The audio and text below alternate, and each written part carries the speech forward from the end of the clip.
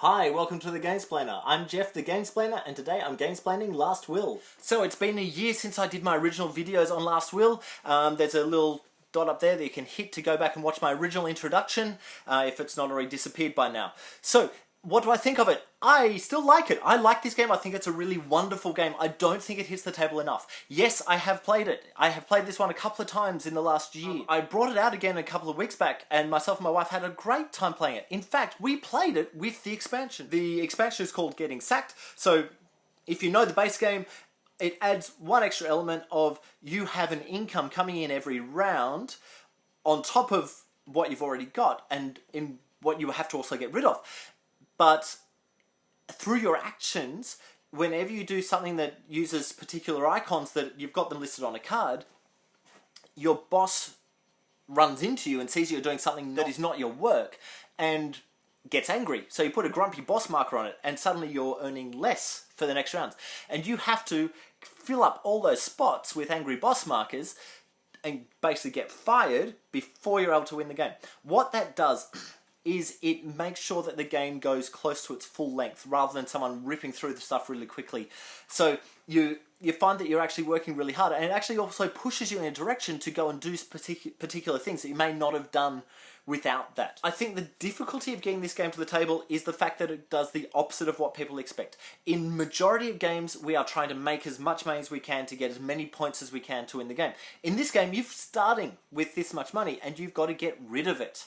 So that simple concept can catch a lot of players out and get them into a spot where they just really don't get it, simply because they're looking at it does the opposite of what they expect to have to do. And so if you're looking at your board and you see something's going to cost you this much money to purchase it, it inside your head you suddenly want to switch that to gaining money, or especially when it comes to the property market. You're buying property, and then when you sell your property, you're getting money back in, and the ups and downs of the market, and there's something inside people's brains that just switches things around because we're doing opposite. It feels like, are we in opposite land for the whole game? No, we're not. It's just the basic mechanism is the other way to what you expect. So once you get past that, it plays quite well and quite nicely. And I think having an understanding of the value of some cards is really important. And if you're the owner of the game, understanding what those cards as they come out, I think it's really important that you make sure everyone at the table understands what they're pushing for, what they're playing for, so that when they're selecting their turn order, they can know how valuable those early turns are to get that card that's going to give them extra actions or something to that effect. Understanding how to use the Friends deck. So that's going to speak mostly into your outings, the white cards, and it might speak into the cards you've already got down, so your properties. But understanding how to get them and how to manipulate them to squeeze the money into as many of these different ways of spending money as possible, it's really important for the overall gameplay. So if you don't get it, you're not going to do well at this game. I think this is a really wonderful game. I really like it. I still like it. I like getting it to the table. I do find that with the Gamesplanation of it, because you've got that initial, this is what we're doing instead of what you expect, then you've got in turn order, you're choosing the turn order. That's a little bit messy with the head. And by choosing that turn order, you're taking cards in, you're then going to place out a certain different number of errand boys, which look like the Monopoly guy's hat.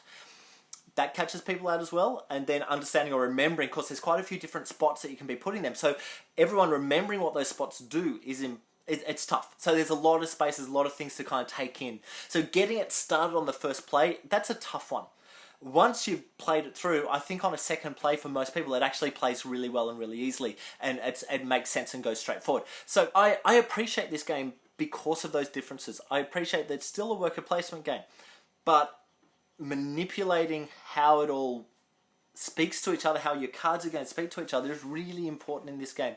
And because of the discarding of cards down to a hand of 2 cards at the end of each turn, it means that you're not going to be able to stock up on cards and cards and cards and cards. You've only got 2, so you've got to choose the most valuable 2, or the 2 that have the best chance at getting you stuff.